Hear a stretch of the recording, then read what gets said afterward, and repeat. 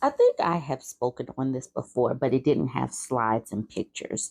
So we're going to talk about it again. Please go get a beverage, get a snack, maybe even meditate before watching this thing fully. We are about to listen to some men's and their thoughts. This man, a red pillar, says, destroy her ego, a dark psychology thread. Let's see what this man has to say. It's like these dudes want to do everything to keep other men single. They want to do everything except be better people. Destroy her ego. That's the name of this thread. Do not compliment her looks. Leave her to wonder why everyone sees her as a big deal and you don't. Don't be the regular guy who goes around simping. Only compliment her when she does something and she does it right. I keep saying don't worry about the validation and the head pats of men. Don't worry about them complimenting you. Don't worry about if they, disagree with you or if they insult you. Just don't worry about their validation.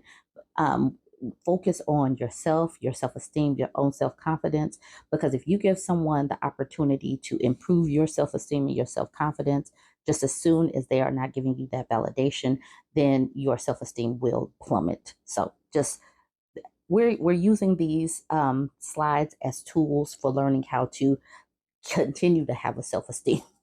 And it starts with not listening to them. Do not seek her validation. Seeking approval from a woman is the number one way to inflate her ego to the moon. Leave craving for approval to women. I don't think that people need to seek validation from anybody. Sometimes you do need to ask questions. Somebody might have a judgment that you trust and maybe ask for their opinions on things, but you don't really need validation from other people. And I think that a lot of people go wrong because they are looking for external validation. But where he says leave craving for approval to women, women stop looking for approval.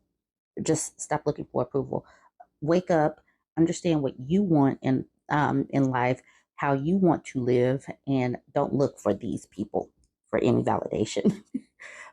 Yeah, yeah, this is just wild that this is part of their teaching to men. Never ask for a commitment. This is a pull away move and it is mental. That's how it works. Know how to act in speech, over the phone, or face to face. Don't let your actions speak volume of what you want with her. That last sentence I don't completely understand, but the whole never asking for commitment means that you can act wishy-washy, you can act however you want to, but if there isn't a firm commitment one way or another, you're not really, cheating if you didn't really say that you were committed. You're not really doing anything wrong if you didn't say that you were being monogamous. So this is just a manipulation tactic. And ladies, if you are the type that actually wants a commitment, you want to go monogamous, you ask this question and you have got to be prepared to move on. If a person does not answer the question with a yes or no, like a direct answer, if they're wishy-washy, or if they say, let's just see where it goes. If that is not what you want to do, be like, okay, you have your way of being, and this is not what I'm looking for, and you just continue on. Prioritize your goals above her. You must miss out on a date with her occasionally. This will show her that she cannot distract you from your goals. This will bring her ego down, and she will inherently respect you.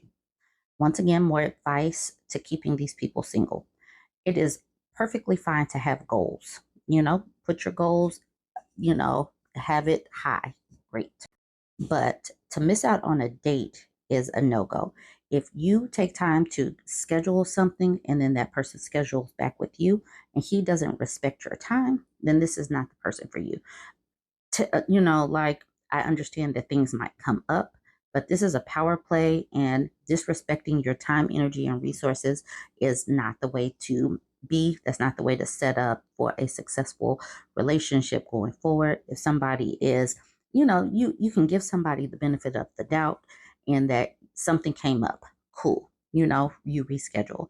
But then if it becomes a pattern and you see some of these other red flags that we're going to get into, then you just X them off the list. Like, okay, cool, you have your goals. You should take care of that when you do have a little bit more time. And if I'm still available, then we can schedule a date. Dress very nicely when you go out with her. The goal of this is to take the attention from her and give it to yourself. She's going to step up her game and compete with you. Why do they think women want to compete with a man? Why do men want to compete with women? Just be attractive. That way you can be attractive to her. She can be attractive to you. And it could be like equal. You can match up. Why does this have to be a game?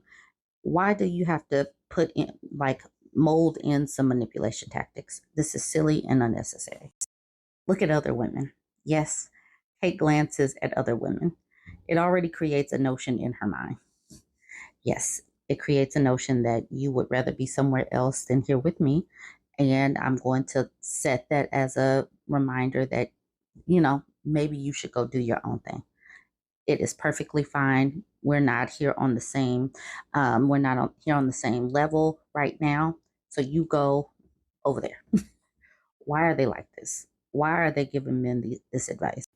Never get jealous about other men around her. She's pretty, and men are going to come around her. Anytime you show jealousy, it tells her you are not confident, and a better man can come and take her away. People say this kind of thing because they simply do not believe that women have the capacity to think for ourselves. They literally think that we're just going to be taken away simply because another man shows up, and that's kind of silly. And it shows that they're not that particularly confident in themselves to being a good partner, to being able to provide something of substance, to be vulnerable, whatever. They do not really feel secure in themselves to where they really believe that they think that men are going to just snatch the woman away. This is a terrible way of being as well. All of these slides are pretty terrible, though. Never argue with her or get emotional. Anytime you get emotional, it shows her that she has power and control over you. Don't argue with her. And if she's being unreasonable or disrespectful, take your leave. Or you can just present whatever, debate or opinion you have and be respectful. You don't have to try to have control over everything. You don't have to have the last word. But these types do not believe that a woman's opinion is as valuable as theirs. So anytime a woman disagrees, they see it as an argument. Whereas women simply, we have our own opinions on things, our own belief system. We were autonomous humans before you came around, and we're still going to be autonomous humans if you leave. Okay, let's see the next slide. Never show your insecurity. Never ask a woman what she feels about you or ask for personal advice. You shouldn't give an F about what a woman thinks about you. She could easily sense insecurity from you if you seek validation from her. If you don't want personal advice, if you don't think that a woman has anything of value, why are you even messing with a woman?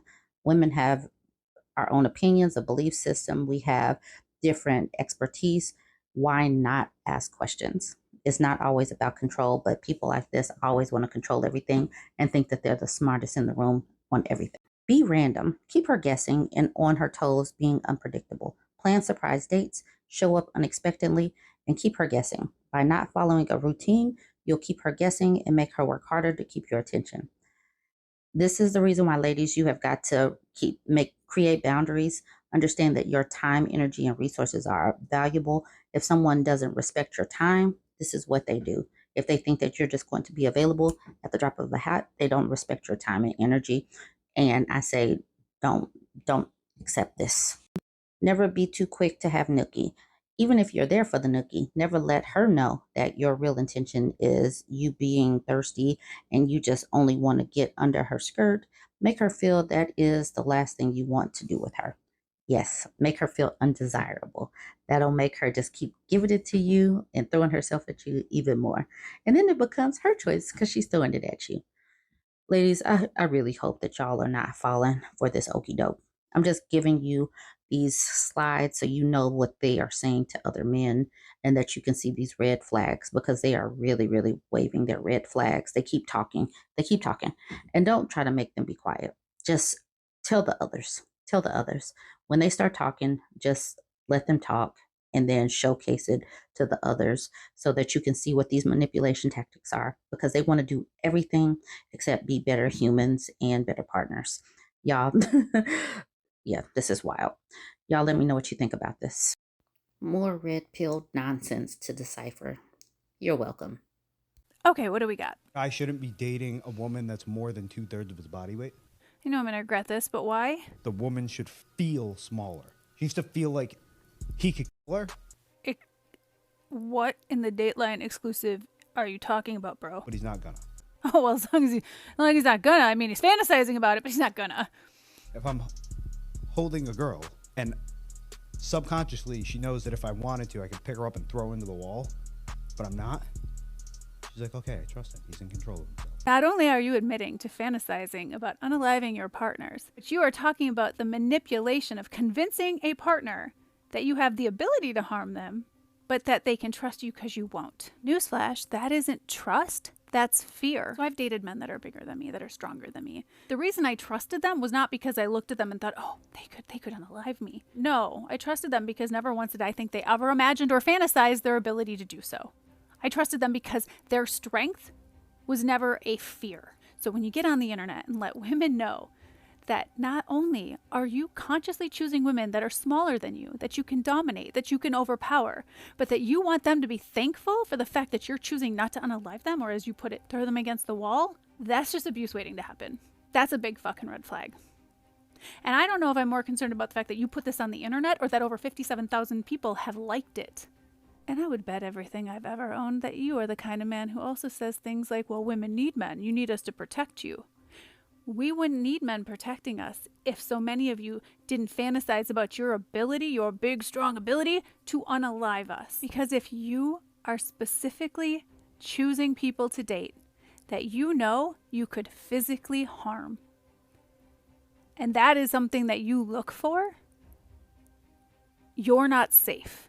And while I'm okay with everyone having their own fucking preferences, you got on the internet and said all men should choose women that they could harm. But lucky for us, you claim that you're not going to. Unfortunately, too many of you actually do.